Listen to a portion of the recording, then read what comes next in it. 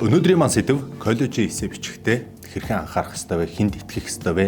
Ер нь эссе гэж юу юм? Эссегээр хэн өөрийгөө хэрхэн тодорхойлох юм гэдэг энэ одоо хүрээнд яригдана. За бас нөгөө point нь юу гэхээр зуны амралтыг хэлсэн хүүхдүүд маань юу хийх үдээр нэлээд хийцгүрж байгаа байх. Эцэг эхчүүд маань бас санааж хэлж байгаа ямар сургалт дугууланд явуулчих уу, яавал одоо зөв хөгжүүлчих үү гэл магадгүй нийтлэг бүлэг нь бас утас зурагт гээд ингээл нэг бол гадаа тоглох гээд ингээд нийтлэгээрээ бас энэ зуны амралтыг өнгөрөөж байгаа. Зуны амралт яг талдаа орж байгаа энэ үед бидний ярилцлагыг үзээд намар гэхэд бас өөрийгөө нэлээд өндөр сорилго тавьсан, магадгүй нэлээд эдэн чанартай эссе бичсэн, өөрийнхөө чадварыг сайжруулсан ийм үр бүтээлтэй зун байгаасаа гэдэг үднээс энэ удаагийнхаа дугаарыг хүргэж байна. Тэгээ студид коллежийн зөвлөх багш Болор Чимэг хүрэлцэн ирсэн байна. Танд энэ өдрийн мэнд хүргэе.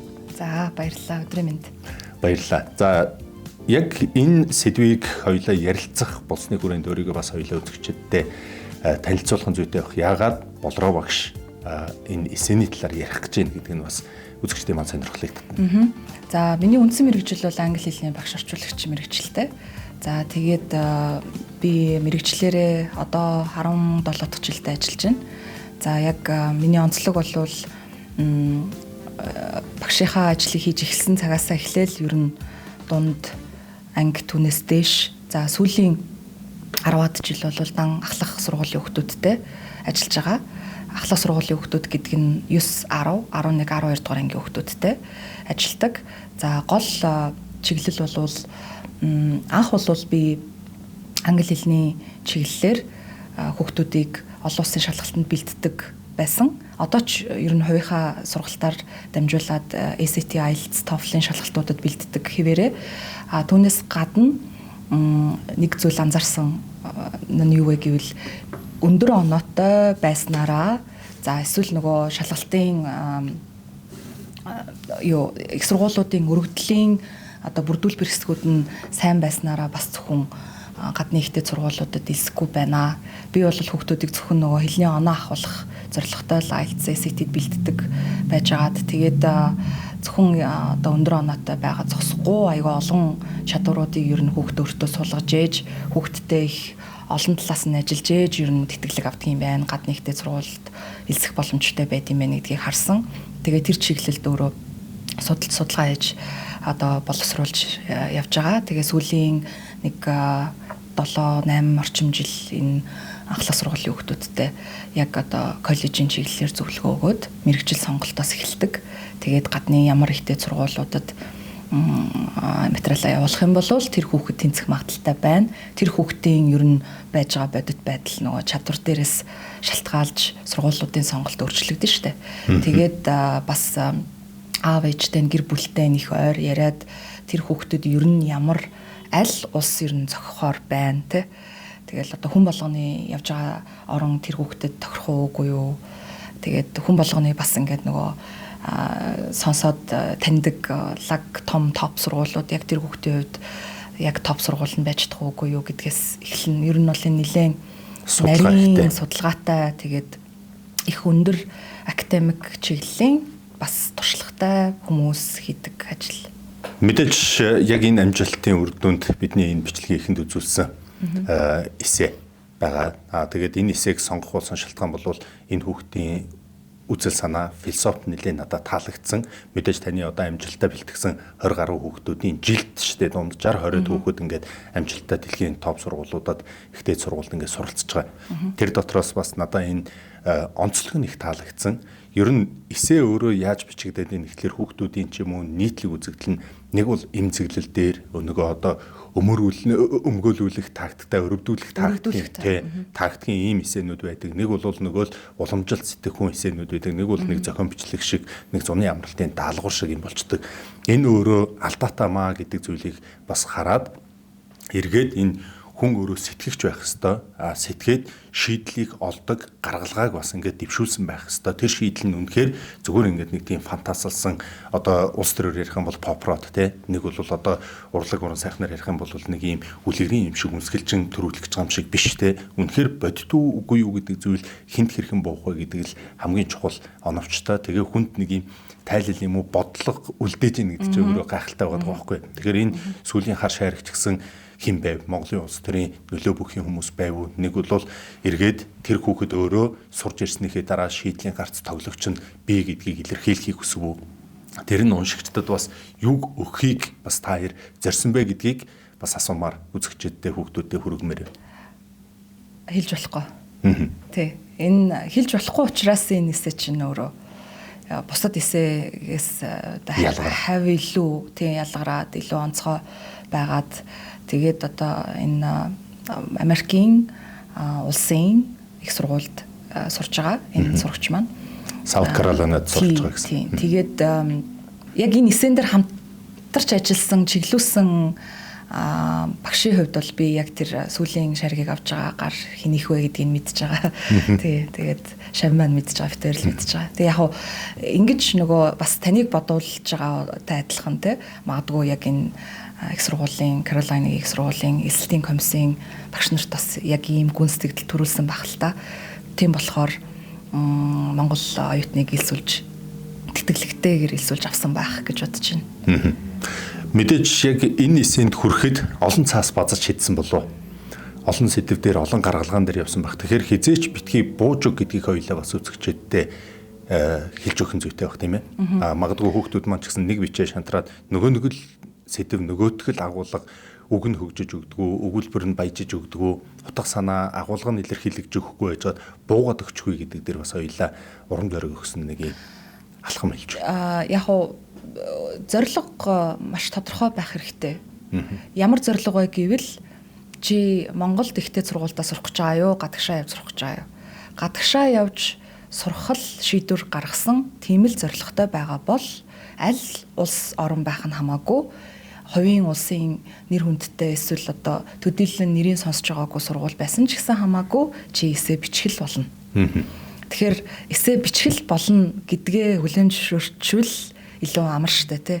Тэрийг бичихгүйгээр гадагшаагаа ер нь сурахгүй штэ. Гэдгээ ер нь эхлээд хамгийн түрүүнд бодцохоо. Одоо хэддгээр ангийн хүүхэд байсан гэсэн тий. Тэгэхээр илүү бууж өгөхгүй бол ингээл бууж өгөхгүй бол за болчи гэд бодоод ингээд нэлээд шантраад байх юм бол за би энэ эсээг биччихэж л нэгдүгээрт гадагшаа явж сурна. Хоёрдугаарт энэ эсээг бичих явцдаа одоо далимд нь гэж хэлвэл өөртөөгөө танилцах, өөрийгөө илүү тодорхой одоо харах, өөрөө эргцүүлж харах юм боломж болвол эсээгээр дамжиж л бий болдог. Гадагшаага одоо альч улс орн руу явж сурах гэсэн нэг юм 5-6 гол ийм материалуудыг бэлддэг. Тэгээд тэр материалуудын зөвхөн нэгийг нь л хоёлаа ярьж байна л да.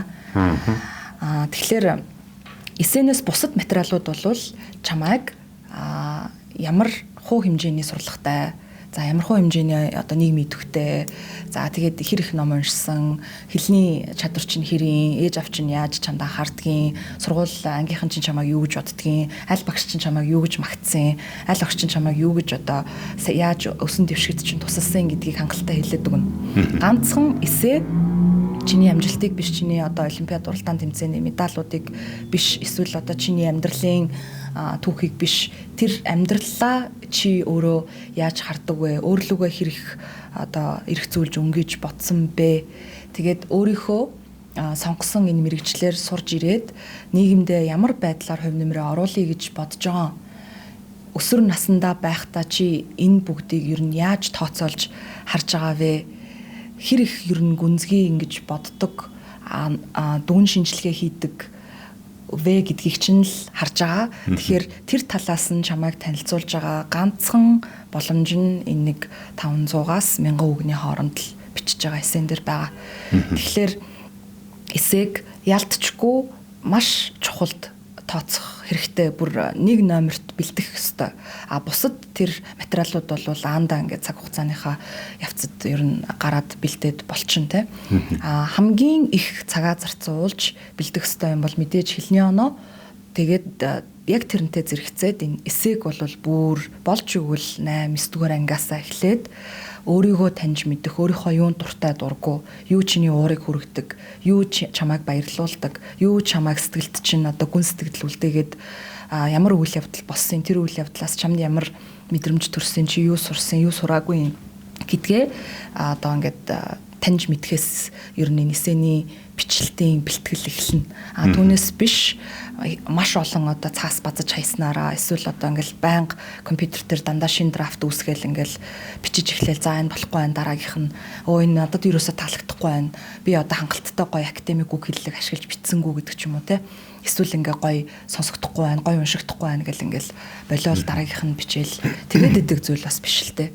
Тэгэхээр нөгөө сэтгэлгээ айгу гүн гүнзгий байж ээж нэг үгээр хэлвэл бичих юмаа эхлээ сайн олон жил дундангасаа эхлээд магадгүй цуглуул тэгээд их олон зүйл цугларсан байгаа тохиолдолд алийг сонгож яах вэ яг саяны нөгөө бильярдны шарх шигтэй алийг нь сонгож алийг нь юутай нийлүүлж гоё найруулж гаргаж ирж өөрийгөө яг илэрхийлэх вэ гэдэг дээр л одоо хамгийн нарийн тактик явна. Тэр бол хамгийн одоо сүүлийн шатанд хийгдэн штэ. Одоо нэгэнт 12 дугаар ангийнхан маань ер нь 10 жил амарцсан. Гэхдээ 12 дугаар ангийнхан маань элсэлтийн одоо шалгалтуудаа өгсөн оноогоо авцсан намар одоо ингээд сургуулиуд элсэлтэд зарлаад эхлэхлээр оноогоо бариад явдаг нэг юм уламжил байгаад байна шүү дээ. Тэн дотор байгаа алдаа юу вэ гэхээр нэгэнт гайгүй оноо авчвал улсын сургууль руу ингээд ээж аав нь өөрөө эднэр зүтгэх гээд эхэлдэг. Тэр сургуульд нь нөгөө суралцъя гэсэн мэрэгжил нь байхгүй байдаг. Ингээд бүсээгүү мэрэгжлээ улсын сургууль хэмжинэгээ сонгочдөг ч юм уу нэг ийм үзэгдэл угаасаа маш их байгаа. Масс дотор бол нэлээд их хувийг өндөр хувийг эзэлнэ. Иннээс урьдчилан сэргийлэх. Цаашлаад одоо 12 дугаар ангийнх маань эсэ бичиж эхлээд гадаад сургуульд аплайтахад оройтсон уу? Цаг хугацааны хувьд та юу гэж одоо зөвлөх үү? Яг одоо бол одоо чинь 7 сарын ихэнх гэдэг чинь оройтсон. Тий. Яг 12 дугаар анги төгссөн хүмүүсийн хувьд бол оройтсон. Завсар жил буюу одоо 1 жил өнжих гэж байгаа хүмүүсийн хувьд бол одоо яг сарын дараа аппликейшны одоо хаалганууд нэгдэх гэж байна. 8 сарын 1-нд нэгдэнэ. Тэгэхээр бэлдэх хамгийн сүүлийн сар тэгээд яг сүүлийн сар учраас магадгүй эсен алидины бичигдсэн нөгөө материал явуулах илгээх материалууд нь бүгд бэлэн болцсон байх л ёстой л хугацаа л да бас л тавьчих хугацаа тий. За тэгээд одоо энэ 9 сард 9 дугаар ангид орох гэж байгаа хүүхдүүдийн хувьд бол ялангуяа одоо энэ ингээд хоёулагийн энэ подкастыг сонсож байгаа бол маш азтай байна гэсэн үг. Яагаад гэвэл бэлтгэх 4 жил байна. Дээрэс нь 11 12 дугаар ангид бэлтгэл эхлэх юм бол ер нь оройтдсан байна гэдгийг сонсоод авчвал 9 10 дугаар ангидаа одоо эхнээс нь эхлээд бэлдэх хэрэгтэй. За энэ хавар 11 дугаар анги төгссөн хүмүүсийн хувьд бол одоо 1 жилийн хугацаа байна. Тэгэхээр 12 дугаар ангийнхаа хугацааг маш үр дүнтэй чанартай өнгөрүүлэх хэрэгтэй. За тэгэхээр 9 10 11 дугаар анги сая энэ хавар төгссөн хүүхдүүдэд энэ зуны хугацааг ашиглаад бусад одоо тэр шаардлагуудыг ингээд төрхөндөө мартчих тий. Яг чиний гар дор өөртөө ямар нэгэн одоо мөнгө зарцуулахгүйгээр гэдэг юм уу энэ тэнд очиж цаг хугацаа ингэж үрж сургалт мургалтанд явахгүйгээр өөрөөр хэлбэл бусад хүмүүсээс огт шалтгааллахгүйгээр чи өөрөө бэлдэх ёстой хийж одоо бэлдэж эхлэх боломжтой юм бол энэ эсэний янз янзын олон төрлөөр аль болох олон хувилбараар өөрийгөө илэрхийлсэн эсэнүүд бичиж энэ зуныг бас үр дүнтэй өнгөрөх ёстой юм болоо тий. Одоо эцэгчүүд маань бас нэг яг нөгөө дахиад би нийтлэг ойлголтын талаар л ярина. Нийтлэг ойлголт алдаа юу вэ гэхээр хүүхдүүд жинзигийнхэнтэй яаж харьцахаа мэдэхгүй байх буюу тэд нар өөрсдөө ингэ шийдвэр гаргах чад гэдэг нэг ийм давлгаа бий болгоцсон сошиал дээр. Энэ өөрөө буруу буюу алдаатай гэдэг дээр би одоо миний хувь хүний үзэл санаа байдаг. Учир нь хизээч дээд үе, ахмад үе, ах эгч нар, аав ээж нар энэ ажлын талбар дээр энэ нийгмийн түүчэнд урд нь явж байгаа учраас буруу залахгүй. Цаг үе хаана явж байгаа мэдээлэл хаана байгаад хамаагүй ойрхон байдаг. Мэдээллийг боловсруулах ханаал эзэх чадвар хамаагүй өндөр байдаг. Хичнээн интернетээс тэд нар хурдан мэдээллийг арай нэг өөр TikTok, Instagram, одоо Facebook-ыг ашиглаад солилцож байгаа ч гэсэн үзэж байгаа мэдээлэл нь өөрөө бодит бус мэдээллүүдийг инфлюенсерүүдийн зүгээр нэг юм шоу хяналт авах гэсэн тоглолтын дээр тэд нэр өөрсдөө шийдвэр гаргах төвшөнд очсон юм шиг ингээ хараад байдаг. Тийм учраас энийг би бас шүүмжилмээр байд. За тэгээ энэгээрээ юу хэлэх гээд байна гэхэлэр нөгөө хүүхдүүд за эссе бичгээд тэгэхээр одоо эссегийн чинь тэгдэг болсон ингэдэг болсон гэл нөгөөдөл чи одоо бичихгүй байна. Эцэг эхээ үгэнд орохгүй байна. Бичиж эхлэхдээ англи хэл дээр бичиж чаддгүй маа гэвэл ядаж монгол хэл дээр нь бичүүлээ сурах хэрэгтэй байдаг. Тэгэхээр эхлээд таны зүгээс одоо монгол хэл дээр бичсэн эссег хөрвүүлэх нь зүйтэй юм уу? Эсвэл одоо алхмын хувьд англи хэлээ бүрэн дүүрэн үзэж одоо оноогоо авчаад эсээр үгээ орох ёстой юм уу? Яг энэ дарааллын хувьд та одоо 8, 9, 10 дугаар ангийнхан магадгүй яг эцэг эхт нь би энэ хүүхдийг 12-т ороход нь гадаад сургахын тулд бүр тэтгэлэгтэй сургахын тулд би одооноос ингэх юм гэдэг юм. Тодорхой алхамжлуулж хэлүүлдэг шүү дээ. Яг зөв. Ийм зөвлөгөө хэрэгтэй байна. За 6-аас 6, 7, 8 дугаар ангийнхан бол их хэл дээрээ бичиж болно. Тэр бол монгол хэлээр эссе бичлэхээр найруулах үгийн сонголт за тэгэл одоо үг хэллэг ер нь ингээд агуулгын ер нь ямар байхын эхлэл өрнөл гол point хаана явахын те тэр ингээд одоо нюансыг нь тохируулж тэнцвэржүүлж сурах ач холбогдолтой бичгүй байснаас мэдээж хэд дахин илүү ач холбогдолтой байлгүй яах вэ яг хэлний одоо багшийн мэрэгчлэлтний хувьд бол англи хэлнийхаа олон улсын оноог авчхаад тэгээд бичиж эхлэе гэдэг бол буруу зөвлөгөө. Хилээ сураад эхлэж байхдаа л бичээд эхлэх хэрэгтэй. Нөгөө энэ нэг имийг хийчээ дараа нь тэгнэ гэхгүй те. За хоёрт болохоро ер нь анханасаа ялангуяа ахлах ангийнхан за 9-өөс 12 дугаар ангийнхан болон одоо энэ жил өнжиж байгаа хүүхдүүд те байх юм бол англи хэлээр бичих хэрэгтэй. Монгол хэлээр эхэлж чичээд дараа нь тэрийг англи хэл рүү орчуулж хөрвүүлж болохгүй. Яг тэгэхээр англи хэл, монгол хэл хоёр бол бүтцийн хувьд тис ондоо хоёр хэл. Дээрэс нь хэлний ард заавал соёл явдаг. Хэлний ард заавал тэр ард тэр хэлээр ярьдаг хүмүүсийн ард түмний энэ одоо майндсет, менталити явж идэг нэг юм онцлог нь хэлэнд нь шингэсэн байдаг. Тэгэхээр аль болох англи хэлээр эхлээд бичих хэрэгтэй. Тий, орчуулж хөрвүүлж болохгүй. За нийтлэг алдаатай зүйлүүдийг хоёулаа тооцоолдог. Яг одоо таны хувьд гэх юм бол мэрэгжлийн төвшөнд 12 дугаар ангийнхантайгаа ажиллаж явах үед тэдний эцэг эхэд гардаг нийтлэг алдаануудыг хоёулаа дурдъя. Тухайлбал бол би дөрөв хэлсэн шүү. Нөгөө нэг л өрөвдүүлэх тактик да гэдэг ингээд зүйл байдаг шиг нэг бол ингээд мал дээр гараад ирэхлээр л тэнд болсон зүйлийг онцолж авдаг шиг гэдэг шиг биш. Юуг алдаануудыг одооноос засч эхлэх үү? Яг уу манай яг би нэлээд олон жил дандаа одоо 9 дугаар ангиас нь хойш ирнэ хүүхдүүдийг авч бэлддэг. Тэгэхээр 9 дугаар ангийн хүүхдүүд ч над дээр ирдэг, 10 дугаар анги, 11 дугаар анги, 12 дугаар анги төгссөн хүүхдүүд ч бас байгаа. Тэгэхээр яг уу 14, 5-тай 9, 10 дугаар ангийн хүүхдүүд бол ихэвчлэн ер нь нөгөө яагаад эссе бичих ёстой юм бэ гэдгээ бас яг ойлгоогүй байдаг. Тэгээ тэр нь ч аргагүй юм. Ер нь манай яг ерхий боловсролын сургуульд чинь нийгмийн ухаан, монгол хэлний уран зохиолын хичээлүүдээр л ер нь эссе бичиж байгаа. Яг энэ эссе бичлэлтийн хичээл ер нь тусдаа тийм судлагдсан байхгүй шүү дээ. Тэгэхээр гадуур сургалтуудаар л ер нь энэ талаар ойлголт авах боломжтой болчихж байгаа байхгүй юу. Гэтэл бас хүүхд болгон айл болгон гадны сургалтуудад явах боломжтой юу үгүй юу гэл асуудал байгаа тий. Тэгэхээр яг уу эссег хамгийн түрүүнд чи одоо аслагдсан хот суурин аймагт амьдардаг сурдаг хүүхд байна уу? Улсын сургууль сурдаг хүүхд байна уу? Хотын төвд хувийн сургууль сурдаг хүүхд байна уу? Хамаагүй юу вэ гэдгээ аягүй сайн эссе гэж юу вэ гэдгээ маш сайн ойлгох хэрэгтэй. За энэ бол амжилтыг чинь юм уу эсвэл одоо олимпиад уралдаан тэмцээний медалуудыг чинь бичүүлдэг зүйл биш. Ээж аав чинь чамтай хэрхэн харилцдаг талаар ойлголт авах гээд байгаа хэрэг биш. Чи ер нь ямар характертай хүн бэ гэдгийг чинь ч ойлгох гээд байгаа хэрэг биш. Ер нь их сургуулийн бусад материалууд дээр яг саяны энэ зүйлүүд бол хангалттай чиний талаар мэдээлэл тэнцээ явж байгаа. Тэгэхээр нэгэнтээ тэнд байгаа мэдээллийг давхар одоо эссен дээрээ бичиж хэрэггүй л гэсэн үг те. Тэгэхээр эссе бол өөрийгөө хэр их ойлгосон, өөртөөгөө хэрхэн яаж ажилдгийг, ирээдүгөө өөрийгөө яаж харж байгаа. За тэгээд нийгэмдээ ер нь ямар хувь нэмэр оруулах хүн бэ гэж тодорхойлж байгаа юм. За чиний итгэл үнэмшил хаана байна? Амьдралын яг хөө мэдээж одоо 17 жил 18 жил амьдарч байгаа ямар одоо бидэртэй юу гэдгийг харьцуулах юм бол гэдэг ч юм уу их сургуулийн багш нартай харьцуулахад амьдралын туршлага харьцангуй бага байгаа хүүхдүүд ч гэсэндээ 17хан настай 18хан настай хүүхдийн нүдээр ер нь өөрийгөө яаж харж байгаа вэ? Үн цэн чинь юу байгаа вэ? Тэ яг тэр болтол туулсан түүх чинь юу байна? Тэндээс юу суралцсан бэ? Энийг л одоо олж уншихыг хичээдэг гэсэн үг байхгүй. Тэгэхээр хүүхдийн хувьд чиний хувьд одоо бичиж байгаа өөрийгөө танилцуулж бичиж байгаа ганцхан боломж чинь энэ.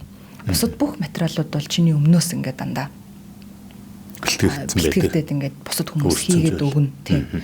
Тэгэхээр эсэг бол яг чи өөрөө 100% чиний толгоон дээр бууж байгаа зүйл гэсэн үг байхгүй. Тэгэхээр яриг тасалчлаа уучлаарай. Яг энэ толгоон дээр буугаад байгаа зүйлийг магадгүй алдаатай байдал нь юу вэ гэхлээр TikTok, Instagram, Facebook за тэгээ цаашлаад элдврилүүд орж ирж байгаа энэ дээр юу юм гэхлээр нөгөө дэлхийн топ сургуулиудад тэнцсэн эсэнүүдийн өгөгдлүүдийг уулын тэндээс ямар нэгэн мотивашн аваасаа гэдэг байдлаар хүмүүс оруулж байгаа инфлюенсерүүд. Нэг талаараа нөгөө талаараа тухайн одоо тэр эсээг бичээд амжилттай байсан эзэн бие нь өөрөө оруулсан бол бас сайн хэрэг туршлага хуваалцаа тий. Гэтэл ингээд нөгөө хандлтаа өгсөн контентуудын ард хүүхдүүд нөгөө хуулбарлах сэтгэлгээ яваад хүнээр хийлгэж гэдэг. Нэг бол нөгөө байгаа зүйлийг утга үг найруулгын өөрчлөө хийчдэг. Тэгээд энэ дээр нөгөө хийсвэр орон зай дээр хийсвэр зүйлүүд бичигдээд эхлэхлээр тэр эсээ ингээд чанаргүй болоод байна, унаад байна. Цаанаа очиод нөгөө шалгах одоо комиссийн дээр очиод энэ бол хиймэл зүйл, хоосон зүйл магадгүй нөгөө давтагддаг нэг ийм эсэнүүд байгаад хүүхэд ирээдүйн боломжоо бүр эсэргээрээ ийм харанхуй халга болгоод хаачихгүй гэдэг энэ нийтлэг алдааг та ер нь бас ингээд ялгаж салгаж ойлгуулж өгөх. Тийм. Яг зөв. Одоо жишээлбэл ингээл YouTube, Instagram, ер нь TikTok дээр нэг юм эссе бичих аргууд гээд их яригадаад ер нь гоё юм харц одоо анхаарал татсан сэтвтэй. Тийм. Тэгээд гоё юм хөдөлгөөнтэй энэ төр рилүүд бичлэгүүд ер нь их ороод ирлээ л дээ. За тэгээд эссе бичихэд хамгийн нэгдүгээр тийм тодорхой тийм арга марга гэж байхгүй. Одоо яг хүүхэд учраас нөгөө том нэртэй топ их сургуульд тэнцгийг мэдээж л одоо хүүхд болгон ээж аав болгон л хүсэж байгаа шүү дээ. Тийм болохоор ялтчгүй энэ аргаар бичих юм бол одоо Ivy League-ийн сургуульд тэнцэнэ. За би яг ингэж хичээд Harvard-д тэнцсэн, өнгөрсөн жил Harvard-д тэнцсэн миний эссе энэ байна гэд ингээд зарим одоо сурж байгаа оюутнууд эсвэл тэр сургуулийг төгсөгчд 4 жилийн өмнө 3 жилийн өмнө бичсэн эсээг ингээ нээлттэй тавьдаг. Тэр нь яг таны хэлснээр уг нь бол аль болох олон хүүхдэд туслах чин сэтгэл хүсэл байгаад байгаа. Гэтэл яг уу зарим тохиолдолд хүүхдүүд бол би ер нь бол яг нэг иймэрхүү байдлаар биччихвэл болох юм байна гэд уг нь бол санааг нь авах хэвээр байтал, суралцах хэвээр байтал илүү үг хэллэгийг нь зарим тохиолдолд бүр найруулгыг нь ашигласан нөгөө академик үгийг нь бүр параграф хуваалтыг нь хүртэл яг илэрхийлсэн санааг нь тэр хүний туулсан амьдралын түүхийг хүртэл яг өөрөө туулсан юм шиг болгоод нэлээд сайн хэмжээнд хулбарлаад тэгээд тэрийгэ мэддэхгүй тулд ингээд үгнүүдийг нь айгүй юм өөрчилж ингээд нөгөө өөр юм болгоод засна гэж яддаг шүү дээ. Тэгээд зассан тийм тохиолдлууд бас байдаг. Нэлээд олон байгаа шүү. Байдаг шүү. Тэгэхээр тэр эсээ бол ягаад ч одоо тэнцэхгүй.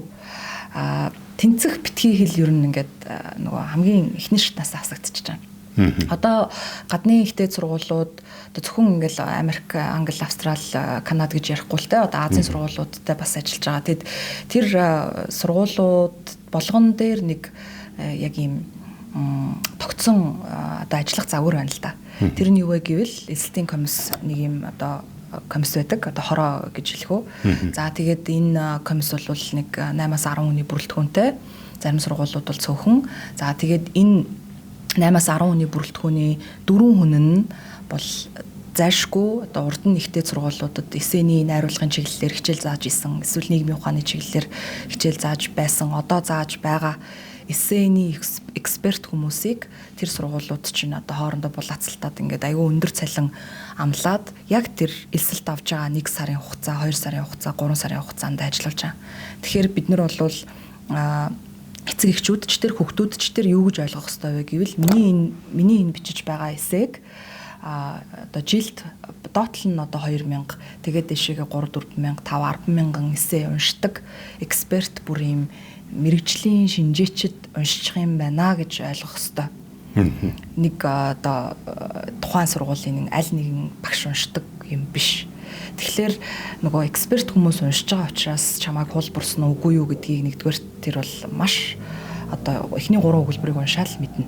Хоёрдугаарт энэ нөгөө та түрүү хэлсэн шүү дээ AI-ийн хэрэглээ орж ирээд байна гэдэг инфлюенсеруудын нөлөө тэгээд AI-ийн хэрэглээ орж ирж байна. За инфлюенсерууд бол бас зарим байдлаар нэлээд ийм хийсвэр бодит биш зөвлөгөөнүүдийг бас өгдөг тохиолдлууд гардаг. Тухайн хүүхдийг яг гоё академик чиглэлээр нь зөв чиглүүлээд нэлээд зуралдаж нэлээд ажиллаж байж өөрөөр нь энэ түүхийг нь яриулаад өөрийг нь өөртөө танилцуулаад тэгээд ингээд хид хидэн хувилбараар эссе бичүүлээ те нэлээд гоё үр дүн гаргаад ажиллаж итэл нөгөө инфлюенсерийн аль нэгэн одоо нөлөөлөгчийн айгуу гоё тийм хийгдсэн бичлэг рилийг үзээд тэгээд ер нь эн чинь ер нь биш юм шүү ер нь агшаа сурахгүй ч байсан болох юм шүү ер нь амьд хүн ер нь аргатай гэж штэ гэдэг ч юм уу те тэгэл янз янзын тийм тайлбарууд хэлээд ороод ирэхлээр урдны бит хоёрын нөгөө ажиллагаа ингээд ямар ч үр дүнг болчихж байгаа байхгүй тэр чинь тэгж 16 7 та хүүхдийн сэтгхүүд бас маш хурдан хугацаанд тэгээд нэлээд гүн гүнзгий ер нь нөлөөлж шít нөлөөлөгчд гэдэг чинь их сайн нөлөөлж шít те AI бол одоо бол ихтэй сургуулиуд оюутнууд зөвхөн гадаад оюутнууд гэлтгүү өөрсдийнхөө яг одоо суралцж байгаа оюутнуудтай хүртэл эссе бичүүлэх даалгавар өгөх юм бол яг нөгөө хүний оюун ухаанаар бүтээгдсэн оригинал одоо оригинал ажил байна уу үгүй юу гэдгийг ийм шалгадаг системүүдийг аль хэдийн нэвтрүүлээд олон жил болж байна л доо. Хуучин бол нэг ойролцоогоор нэг 7-8 жилийн өмнө миний мэдхийн эссег одоо машины тусламжтай бичиж байгаа юу үгүй юу гэдгийг яг аль хэсгийн хэдэн хувь нь ийм машин одоо based бичсэн байна энэ гэдгийг гаргадаг машин одоо суйрлуулсан байсан одоо тэр технологиг бүх сургуулиуд ашигладаг болсон байсан. Одоо тэр технологи нь халагдаад AI-ыг AI-аар нь ингээд хямдаг болж байна. Цагдаа мөрдөгч хийлгээд шүү дээ. Тэгэхээр чи нөгөө юма хийхгүй явж жаад цагийн тулгаж явж жаад за одоо би нэг AI-аар гоё санаагаа олуулаа тэгээ тэрийгээр ингээд бичүүлчихнэ. Тэгээд бичүүлсэн эсээгээ одоо нөгөө өөрийн болгож өгнүүдийн жоохон энд тэнд засаад гэдэг ч юм уу те. Тэгээд бичүүлнэ гэдэг энэ арга бол ерөөсөө ажиллахгүй. Энэ бүр тэр сургуультай дараагийн хэдэн жил байдгийн дараагийн 1-2 циклд юм уу зарим сургуулиуд бүр ингээд ахиж ерөөсөө манай сургуульд материалаа явуулах одоо эрхийг чинь ингээд хаслаа гэдэг ингээд анханаас нь тийм одоо байдлаар хуурам эхлэх гэдэг юм уу тэ болохгүй тийм байдлаараа ингээд хасдаг. Тэгэхээр чин одоо тийм эрсдэлтэй алхам хийхийн оронд яг өөрийнхөө одоо genuine гэж ярьдаг шүү дээ. Жинхэнэ үнэн өөрийгөө харуулсан эсээг бичих хэрэгтэй. Тэр эсэ жинхэнэ бөгөөд үнэн өөрийгөө ойлгосон өөрийнхөө талаар эргцүүлж бодсон өөрийнхөө ирээдүг айгүй юм одоо тодорхой мэдж байгаа уншигдж байвал харин одоо гоё юм одоо хэнцэр гоё академик том үг ашиглаж битсэн тийм одоо лаг юм түүх эссенэс илүү тэнцэнэ. Тэгэхээр түрүүний инфлюенсерүүд яагаад байна гэхэлэр нийгэм цайн нөлөөлөгч байж болно. Гэхдээ танин мэдхүүгээр нөлөөлж ивэл энэ хувийн асуудал буюу нийгэм танин мэдхүү мэдээллийг түгэж байна. Гэтэл эсвэргээрээ нөгөө бэлэмжлэг сэтгэлгээ дээр хүүхдүүдэд айгүй хортой нөхцөл байдал үүсээд байна. Бидний хүүхэд байхад үздэг байсан, үлгэрлдэг байсан тэр кино, зохиол одоо магадгүй хичээл ном үзэж харах зүйлээс тис өөр болчиход байна.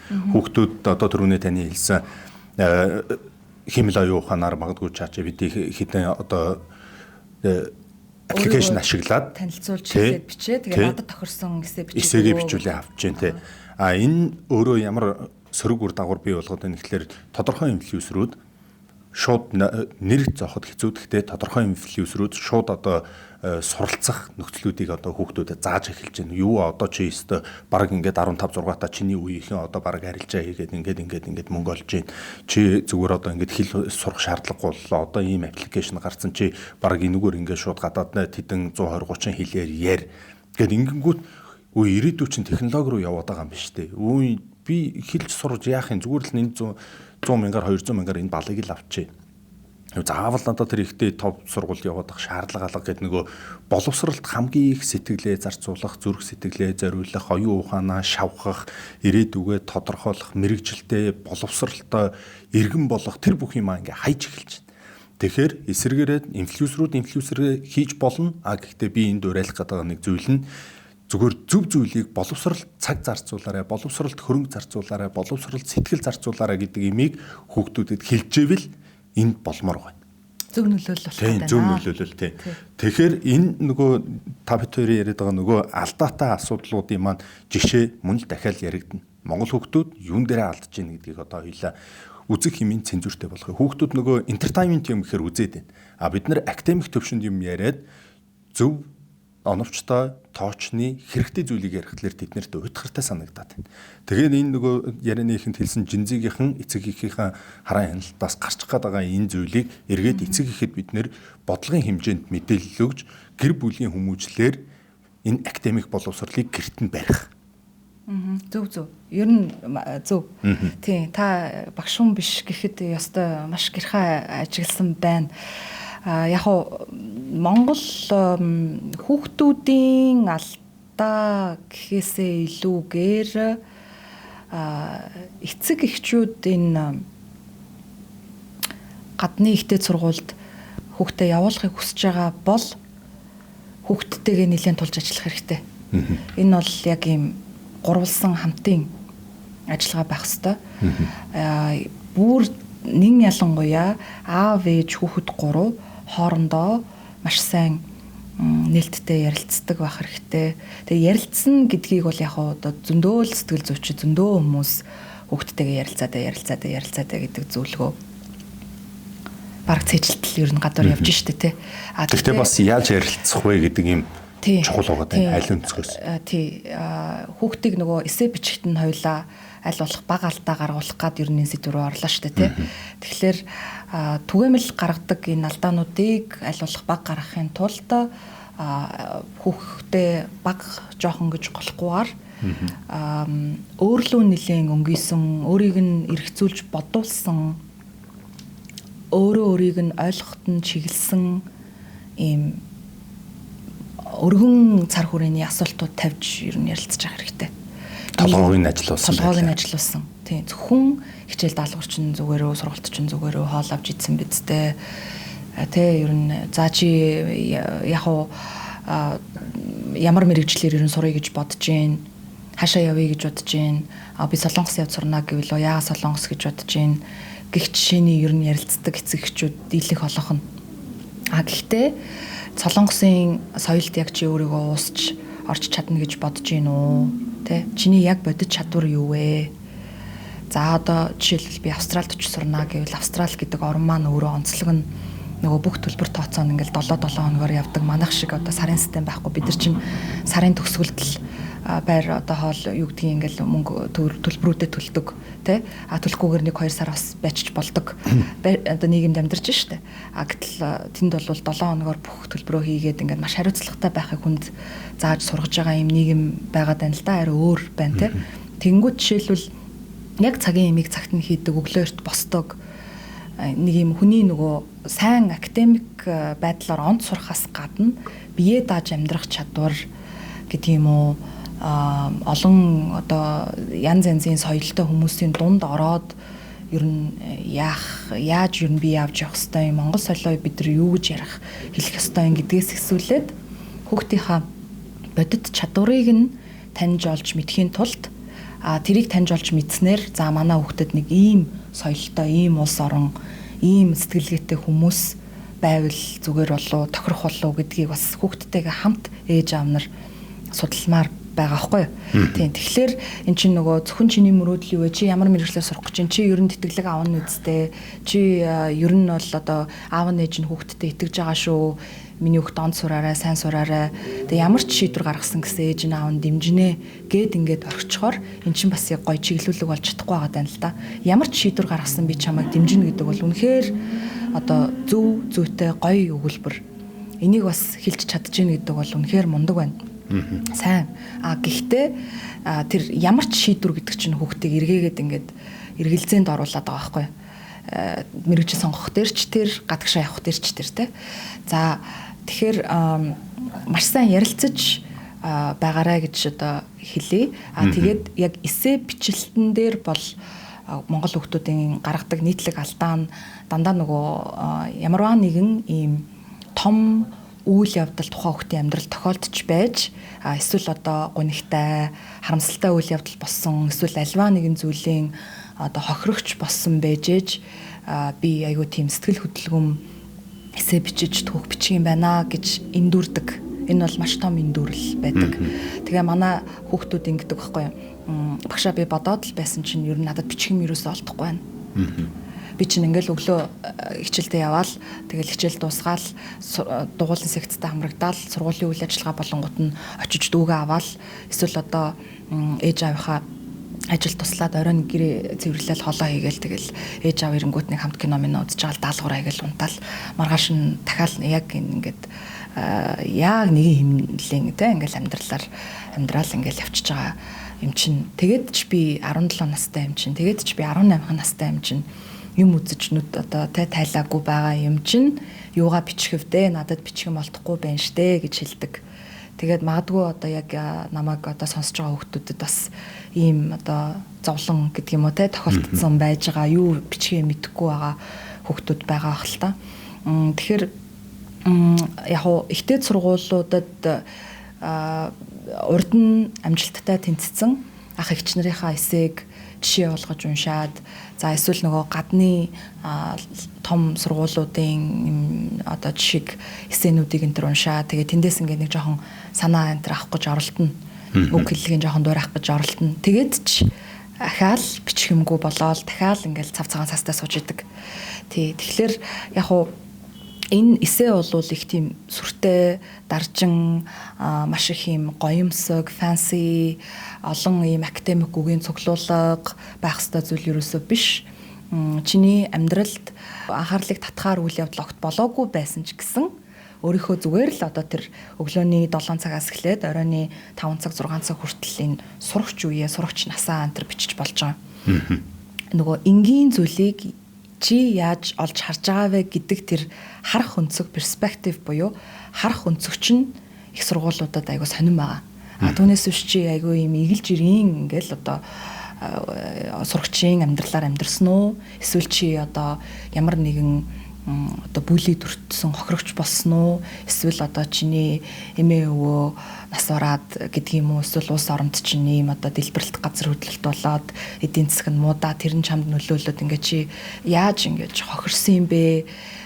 Одоо чи ийм одоо хүнд хэцүү амьдралаас гарч ирж байгаа юм байна. Тэгэхээр одоо чамааг авъя гэд ингээд өрөвдөө тэнцвэрлэхгүй гэсэн үг байна шүү дээ тий.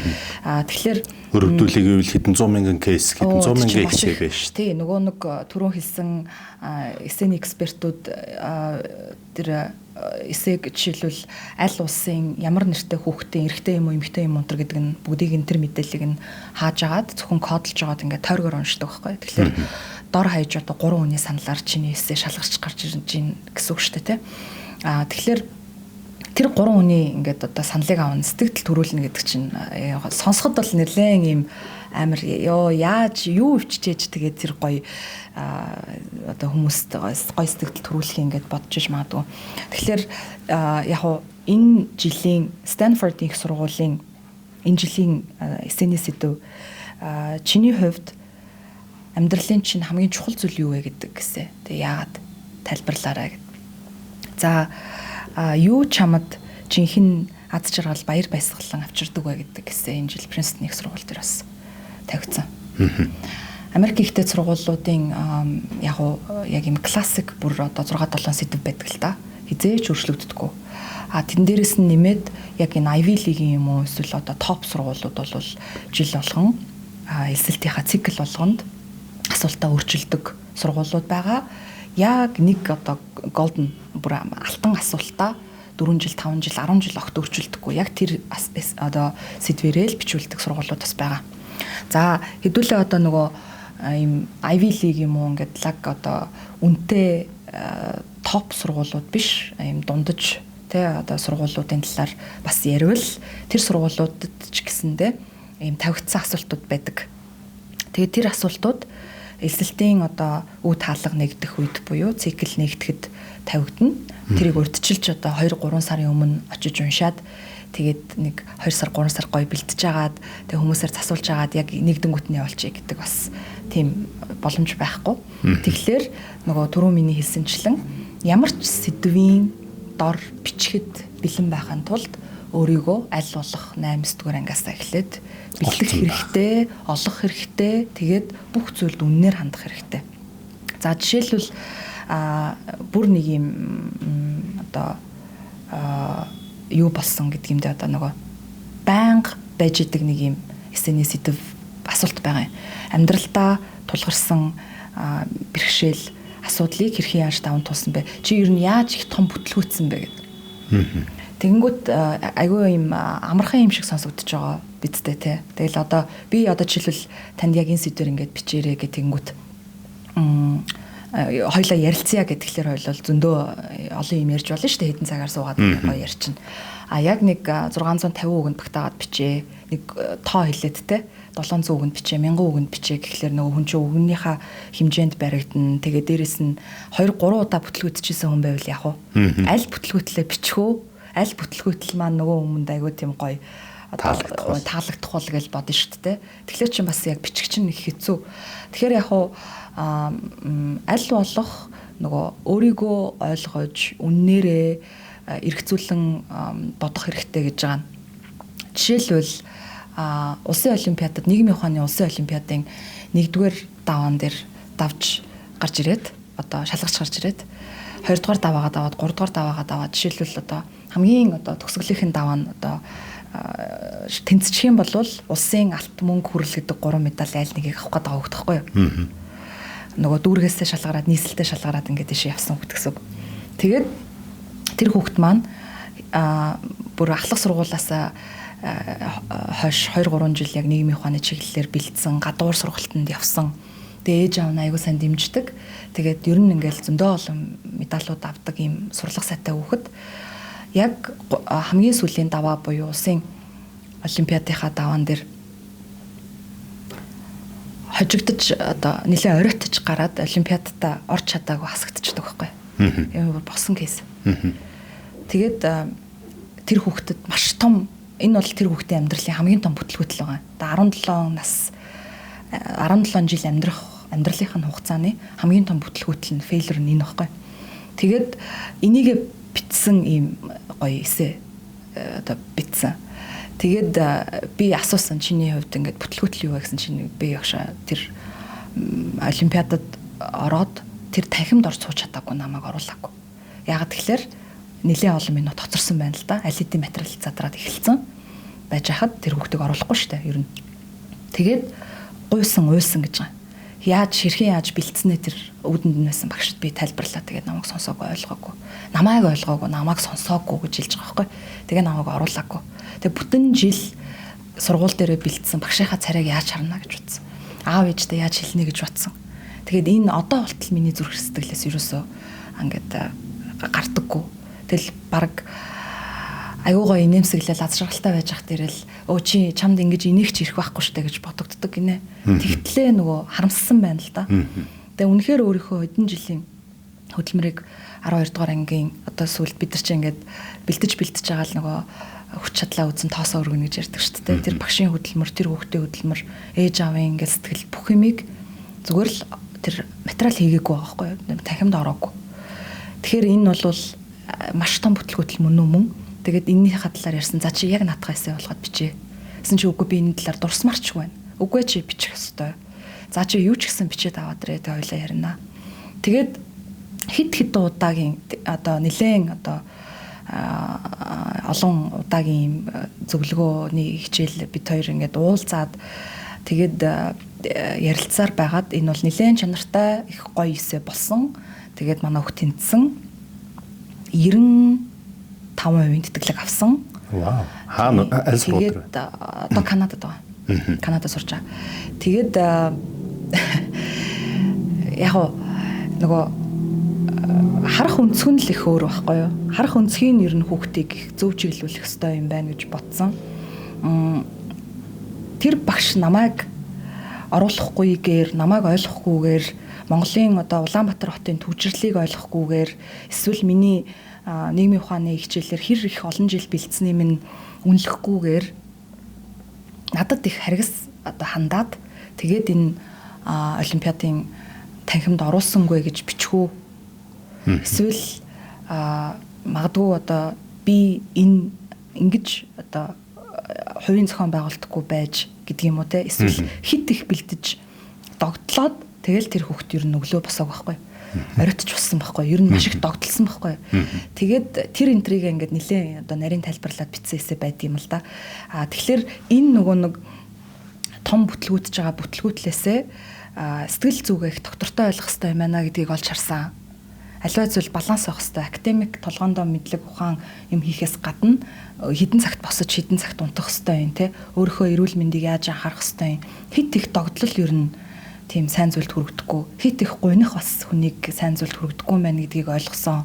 Гэдгээ ингээд нилээн сайн задалж ийм битсэн. Тэгээд энэ хүүхдийн маань мөрөөдөл болвол Монголдо буцаж ирээд сургууль байгуулах мөрөөдөлтөй.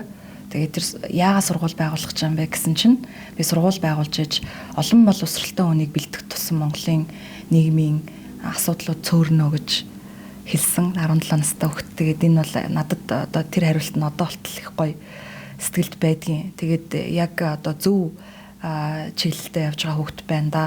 Тэгээд нөгөө энэ алдаанаасаа юу гэж суралцсан гэхэлэр ер нь нөгөө цаг хугацаатай ингээл ритмтэй юм завгүй амьдралд төлөвлөгөө их чухал ёстой байдгийн, чухал байх хэрэгтэй байдгийн байна гэдгээс гадна нөгөө хүлээн зөвшөөрөлт гэдгийг сурсан байгаа байхгүй. Тэгээд нэлээд их өөртөөгөө тэмцэлдэж жагаад тэр үйл явдал босон нас хойш сэтгэл готрол нэлээд гутарч ингэж өөрийгөө зөвхөж харааж явж жагаад тэгээд нөгөө энэнийг одоо яавал энэ одоо зүйлээс энэ хүнд байдлаас тэ бодоход л ингээд сэтгэлийн хэцүү ойлгоод байгаа зүйлээс яаж гарах вэ гэж бодхолоор ер нь хүлээн зөвшөөрөлт байт юм байна.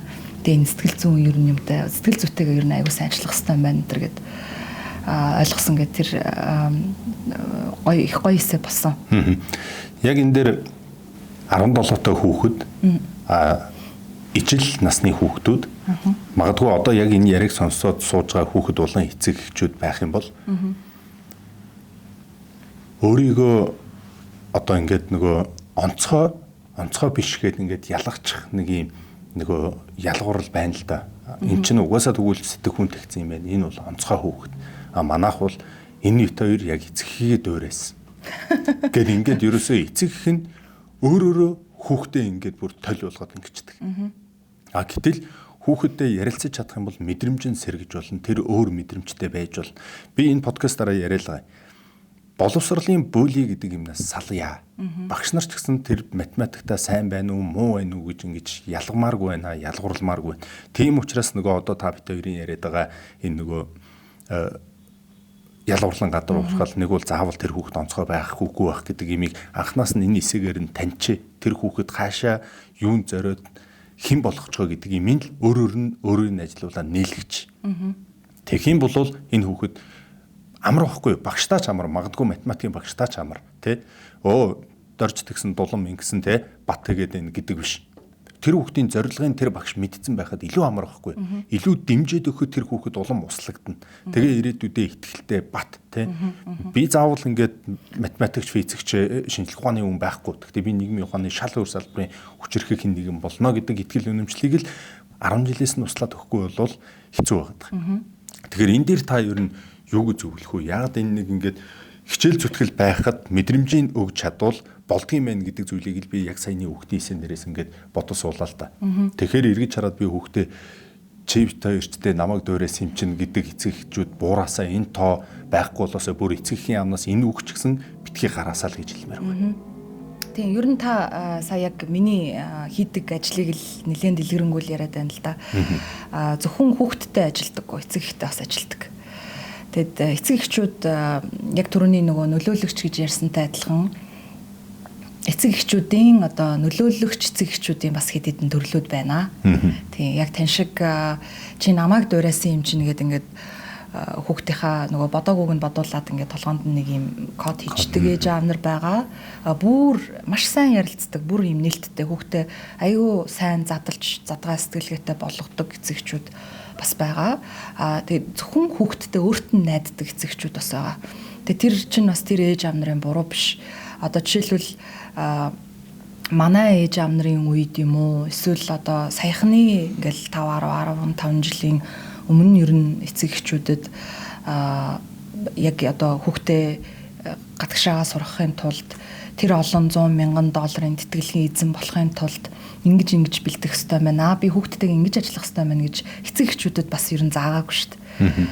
Тэ заадаг тийм систем ер нь манад байхгүй шүү дээ. Эцэг эхчүүд өөрсдөө л явж хүмүүстэй уулзаж тэгэл одоо сүүлдээ ер нь хүүхдээ яаж чиглүүлэхээ мэдэхгүй багш нар нь бас яг тодорхой ойлголт байхгүй сургуулиудын удирдлагууд бас яг энэ коллежийн зөвлөх энэ ахлах сургуулийн яг энэ чиглэлд мэргэшсэн хүмүүс ажиллахын ач холбогдол давуу талыг бас ойлгож таньж мэдж байгаа сургуулиуд их цөөхөн байна. Тэгээ тийм учраас яг иймэрхүү одоо байдлуудаас болоод арга буюу эцсийн мөчөд цаг хугацаа давхцаад одоо тавчтаад хэцүү байгаа учраас нөгөө зуучлалын байгууллага газрууд руу ханддаг. Тэгээ энэ бол ерөөсөө ээж аав нарын буруу биш л те. Манай одоо байж байгаа байдал маань л ер нь бидний үнэн төрхөл энэ. Тэгэхээр яг уу амжилттай сайн эссе бичихийн тулд тэр өмнө нь тэнцсэн эссенүүдийг унших хэрэгтэй юу хэрэгтэй, санаа авах хэрэгтэй юу хэрэгтэй, олон одоо гарч орж ажил хийж нийгмийн идэвхтэй байх хэрэгтэй, сургууль дээрээ бас өөрийгөө аягүй тийм идэвхтэй хүрээлэл донд хүүхдүүд оруулах хэрэгтэй. Тэгээд аль болох энэ өргөдлийнхоо бусад материалтай нэлээд сайн бас нийцсэн. За тэгээд өөрийгөө илэрхийлсэн эссе. Тэгээ өөрийгөө илэрхийлсэн таньж мэдсэн эссе гэхэлэр бас бүх нууцаа ингээд одоо хөдөр дэлгэж байгаа юм шиг дэлгээдэй гэсэн үг биш. Яагаад тэгэхээр тэнцээд тэр сургуульд очисны дараа дэлгэх хөзрүүд бас тэр хүүхдэд үлдэх хэвээр. Яагаад гэвэл шал өөр соёлыг төлөөлөд очих гэж байна. Монгол улсыг төлөөлөд очих гэж байна. Тэгээд дээрэс нь өөрийнхөө тэр нөгөө сургуультай очисон хойноо ямар байдлаар хувь нэмрээ оруулж болох вэ гадаад оюутны хувьд те тэр энтрийг бас ингээд аваад үлдэх хэвээр юмнууд аваад үлдэх хэрэгтэй. Тэгэхээр яг хуу илүү энэ сургуулиуд болон эцэг эхчүүд маань энэ хүүхдүүдэд нөгөө өөрийгөө таньж мэдэх дээрэс нь эргцүүлдэг байх чадварыг л илүү системтэй суулгах хэрэгтэй. Сургуулийн үүрэг бол тийм болчиход байна. Эцэг эхчүүд бол нэлээд нээлттэй ярих хэрэгтэй. Тэгээд зөв сайн одоо чиглүүлж байгаа ментортой бас хүүхдэд уулзуулах, өөрсдөө бас уулзах тэгээд энэ талаар ойлголттой болох хэрэгтэй. Энэ бол зөвхөн хүүхдийн ажил биш. Сургууль тэнцэнэ гэдэг бол аав ээж бүр цаашлаад ах дүү ихч эмээ өвөө бүтэн гэр бүлийн гишүүн болгон оролцдог ажил байдаг. Хувийн сургуульд юм уу за улсын сургуульд ч байсан ер нь хаан сурах нь тийм чухал биш. Хөдөө орон нутагт сумын хүүхдэд хүртэл гадагшаага явах боломж байгаа. Ямар нэгэн дундын зуучлалгүйгээр яг өөрөөрөө бэлдээд явах боломж бүрэн байдаг. Тэгээд энийг бол гэр бүлийн бүх гишүүн нийлжээж дор хаяж нэг 2-3 жилийн одоо тасралтгүй бэлтгэл хэрэгтэй. 12 дугаар анги одоо энэ намар орох гэж байгаа бол эсвэл одоо 12 дугаар анги төгссөн бол үнэхээр одоо цаг хугацаагүй байсан ч гэсэндээ яаж тэрийг одоо маш богино хугацаанд энэ алдсан хугацаахаа нөхөд шахаад те их сургуультай болох вэ, тэтгэлэг авах вэ гэдэг гаргалгаанууд бас зөндөө байдаг. За таны одоо яг энэ ярилцлагын ихэнд танилцуулсан тэтэр бол одоо коллежийн зөвлөх. Яагаад ийм мэрэгжил байна? Энэ мэрэгжил яагаад байх шаардлагатай? Монголын боловсролын салбарт хэрэгцээтэй гэдэг зүйлийг л хоёулаа үндсэндээ тал талаас нь яриад байна л да. Олон улсад бол хэдийн бий болцсон мэрэгжил хэдийн байдаг тэгснээрээ тухайн сургуулийн тухайн улсын боловсролын индекс өндөр үзүүлэлттэй явагддаг.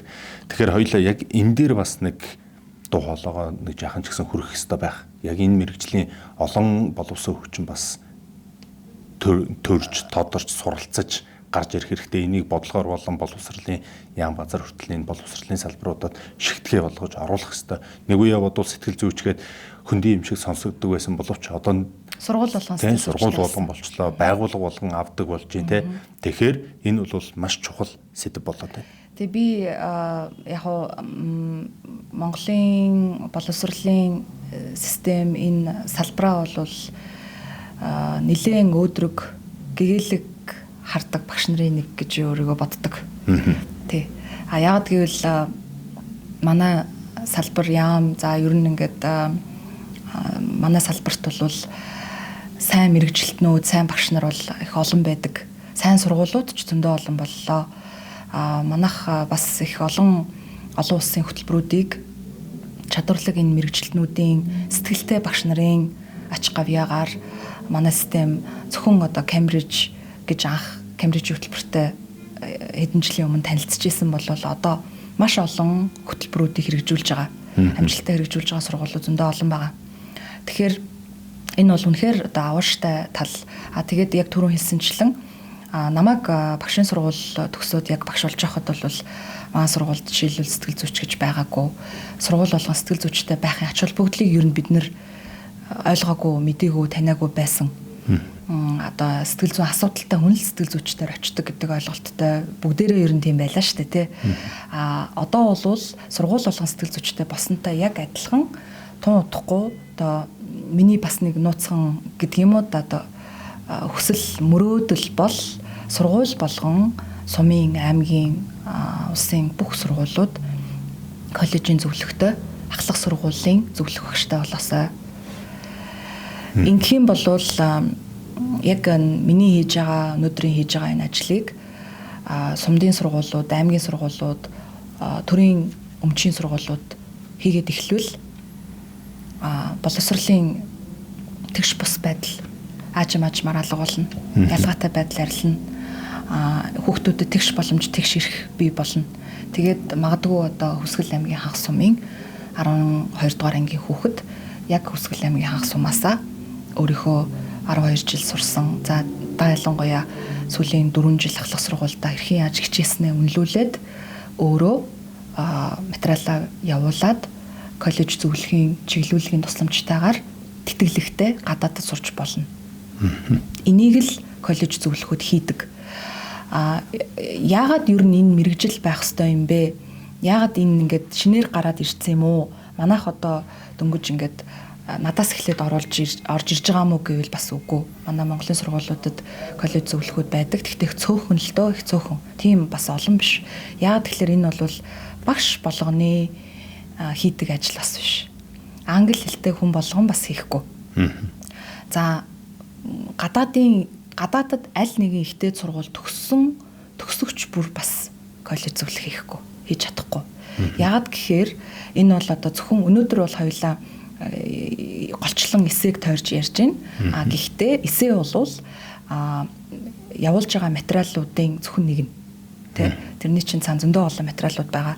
Тэр материал тус бүрийг бэлдэх бүрт тэр хүүхдийн төлөвшил хүмүүжил хүмүүжлээс гадна нөгөө амьдралыг харах өнцөг тэгээд юмд яаж хандаж байна, эцэг эхчүүд нь хүүхдтэйгээ хэрэг ажилласан байна, хүүхэд бас хэрэг ажигч гэрхай байна, хэрэг хэрэгцүүлдэг байна, хэрэг одоо юмыг ингэж дүн шинжилгээ хийж боддгийм байна, наантай цаантай урд нь хойно нь оруулж бодож ийн вэ, ажиглаж чадж ийн вэ гэдгийг энэ өргөдлийн материалууд бүгдээрээ нийлж аваад ингээд шигшж байгаа, шалгаж байгаа. Тэр хүүхдийг аягаа олон талаас нь хардаг учраас нэлээд олон төрлийн материалууд цуглараад нийлээд ингээд бүтэн нэг аппликейшн болоод явдаг.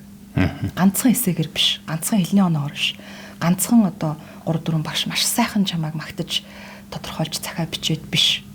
IELTS-ийн 9 оноотой байсан ч 100% тэтгэлэгт хүрэхгүй байх магадлал байна. Тийм тохиолдол байна шүү дээ. Тэгэхээр нөгөө зөвхөн хэлээнүүдэд эсвэл зөвхөн маш сайхан эссе бичээд сэтгэл тогтлом гоё эссе бичээд те эсвэл одоо хэдэн 100 цагийн сайн дурын ажил хийсэн байгаа, танд тусламж өргөсөн, энэ тэнд очиж одоо сурагчдын клубээр ахалж явсан байлаа гэд бас тэтгэлэгтэй тэнцэнэ гэсэн үг биш байхгүй. Энэ болгоны чинь ингээд тэнцвэр балансыг олдог хүн нь коллежийн зөвлөх. Энэ болгоны ард тэр эцэг эхийн хичээл чармаалт зүтгэл олон жилийн хүч хөдөлмөр зарцуулсан мөнгө тэр хүүхдийн өөрөө өөрийнхөө одоо 4 жил маш их хичээж сурсан тэр хөдөлмөрөө бас хүүхэд өөрөө өөрийгөө үнэлэх хэрэгтэй тий. Тэр болгоныг чинь ингээд тэнцвэржүүлж байгаа, баланслж байгаа. За чи яг чиний энэ хийсэн энэ ажлыг чинь ингээд оруулъя. Энэ хэсгийг чинь ингэж оруулъя. Чи ийм хийсэн хүүхд юм байна. Чи ийм давуу талтай юм байна. За энэ сул талыг чи ингээд нуучи. Одоо энэ чадварыг чи яг ингэж гаргаж ирнэ гэдгийг хийдэг хүн коллежийн зөвлөх байдаг. За хоёр дахь том зүйл нь болохоор түрүүн нөгөө мэрэгжил сонголтын дээр хальт ингээд орсон. Коллежийн зөвлөхүүдийн зөвлөх одоо миний жишээлбэл одоо яг миний хийдэг бас нэг зүйл бол энэ мэрэгчлээ хэрхэн яаж зөв сонгох вэ гэдэг дээр бүр шинжлэх ухааны уул суурьтай судалгаатай хамгийн одоо эцэг эхчүүдтэй уулзаад нэгдэх ярьдаг зүйл маань бол энэ мэрэгжил сонголт. Шууд тэтгэлэг ярихгүй. Тэтгэлэг бол бүр дараагийн. За тэгээд яаж ер нь ингэж мэрэгчлээ сонгох хэвтэй юм? Ер нь ирээдүйдээ харамсахгүй сонголт хиймээр байна шүү дээ. Тэгэхгүй бол Монголд ч тэр гадаадд ч тэр 3-4 жил сурах бол санхүүгийн үед бас өндөр өртөгтэй шүү дээ. Та тэгж бодож байна уу? Тэгэхээр нөгөө 3 жил 4 жилийн цаг хугацаа байна. Дээрээс нь хичнээн сая төгрөгөөр сурж байгаа юм те. Тэгэхээр сурж ийснаа дундаас нь ерөөсөө энэ инженер миний мэрэгжил биш байсан байна. Нийгмийн ухаан биш байсан байна. Одоо би боллоо гэдэг ингээ болж болохгүй. Тэгэд болж болохгүй байна гэдэг чинь хүүхдэд тасна юм дарамт болт юм байна л да. Нөгөө ээж аав нь болон бүтнийгээ явуулсан байж байдаг. Өөрөө би болмоор байна гэдгийг хэлэхэд аюу хэцүү шттэ тий. Тэгэхээр л анханасаа яг зөв шийдвэр гаргах хэвээр. Дээрэс нь аль орны соёл, аль улсын ямар сургуулийн одоо кампус, орчин, гадаад оюутнаа яаж хүлээж авдаг, гадаад оюутныгаа тагаа хэрхэн яаж ханддаг, харилцдаг сургууль одоо сурагч одоо юу гэдгийг бат эрдэнэт тохирох вэ гэдгийг хардаг хүмүүс одоо коллежийн зөвлөх менторууд байгаа байхгүй. Тэгэхээр зөвхөн бид нар хүүхдтэй уулзаад одоо эсэгийг нь гоё сайхан болгож янзал засч өгөөд эсвэл одоо за чи ийм материал бүрдүүлээд ингээд сургуультаа болоорой гэд хэлж өгдөг хүмүүс биш. Бүр ийм чинь улс уртай айгүй олон жилийн, олон сарын нэлээд олон удаагийн уулзалтууд хийжээж тэр хүүхдээс аль юмыг нь шүүсийг нь хаана шахаж гаргаж ирээд хаана нь одоо эргцүүлж бодуулаад хаана нь өөртөө танилцуулаад юуг нь ингэж шигтгэж гоё тэ нэг юм профайл одоо аппликейшн үүсгээд явуулах вэ. Одоо тэр хүүхдийн характерт нь хүртэл тохирсон сургууль гэж байгаа. Түүнээс биш Харвард бүх хүмүүст байсан сургууль биш. Принстон бүх одоо хүүхдүүдэд тохирдог сургууль биш. Солонгосын одоо шилдэг тэр сургууль одоо солонгос хэл мэддэг солонгос сурах хүсэлтэй хүүхд болгонд тохирсон бэс сургууль биш шүү дээ. Хүүхдэд тохирдог бэс сургууль гэж юу вэ? Яг тэр хүүхдийн бодит чадварыг нь болноо гэд үнэлээд авахыг хүсэж байгаа сургууль л тэр хүүхдийн хувьд шилдэг сайн сургууль байна. За баярлалаа. Тэгээс ер нь ажил эхэлдэг. Тэгэлгүй яг мэдээж яг коллеж зөвлөх буюу энэ мэрэгчлэр хүртэл 4 жил суралцаад цаашид ингээд мэрэгшээд явах цаг хугацаа хичээл зүтгэл хэрэгтэй гэдэгтэй адилхан бид нэр өнөөдрийн яг энэ дугаарт зөвхөн мессеж өгөхөдөө л мэдээллийг одоо ингээд дамжуулж чадна. Яг энэ сэдвийг ярих юм бол бид нэр маш олон дугаар, маш олон цагаар, маш олон урт хугацаанд тийм ээ олон хүний хичээл зүтгэлээр оролцоотойгоор одоо яг энэ Монголын ирээдүй болсон хүүхэд багчууд зөв сургуульд магадгүй дэлхийн топ сургуулиудад Монголыг төлөөлж суралцахын боломж гарц нээгдэнэ. Тэгээд яг энэ ярилцлагаас эцэг эхчүүд маань ялангуяа маш их зүйлийг аваасаа, маш их зүйлийг одоо эргцүүлж хүүхдүүдтэйгээ ажилласаа эргээд яг энэ зуны цаг хугацааг нь бас үр дүнтэй өнгөрүүлэхэд нь дэмжлэг үзүүлээсэ мэдээж бүгд 100 аялан зугаалan тэр үедээ бүтээлч байдлаар бас замдаа ярилцаарай, бүтээлч байдлаар нэг өгүүлбэр нэг эсэж гэсэн бас бичүүлээ танилцаад үзээрэй. Тэгээд хамгийн гол нь та өөрөө чадахгүй бол мэрэгжлийн менторт нь ингээд даатгаач. Тэгвэл бид нэр одоо маш их зүйлийг хэмнэх гээд байна. Одоо өнөөдөр Монголын ихтэй сургуулиудын дундаж сургалтын төлбөр одоо 5-10 сая дээр хэлбэлцэж байгаа байх. Би одоо яг нарийн ингээд эргүүлж харсангүй. Гэхдээ ер нь тэр хавцааны л байгаа болов уу гэж би бас харж байна. Тэгэхээр тэгэд төлчөөд дараа нь хэн болох вэ? Хэдэн дөрөвний орлоготой байх вэ гэж санаа зовхын оронд дэлхийн өрсөлдөх чадвартай улс орны үндэстний соёлд нь суралцаад тэгээ Монгол улсдаа бас хөгжлийн нэг юм том одоо нөлөөлөгч эксперт нь болоод яваасаа гэдэг л зорилго байгаад байгаа. За ингээ өнөөдрийн ярилцлагаас үзэгчид маань, эцэгчүүд маань дараах зүйлсийг бас ингээд анхаарад үзээсэй гэдэг үднээс харьцангуй одоо ингээд хураангуулад бас хэдэн санаануудыг товчоор хэлье. Тэгэхээр коллежийн эссе бол хамгийн гайхалтай түүхээ бичиж өрсөлдөг тэмцээн биш гэдгийг бас хүүхдүүддээ болон та бүхэн маань ойлгохыг хичээгээрэй. За мөн өөрийгөө хамгийн үнэнээр илэрхийлэх боломжгүй эссе бичих чадвар. Тэгэхээр хүүхдүүдээ энэ чадварыг эзэмшүүлэхийг бас оролдож бүгдээрээ ингээд оролцоотой байхыг хүсье.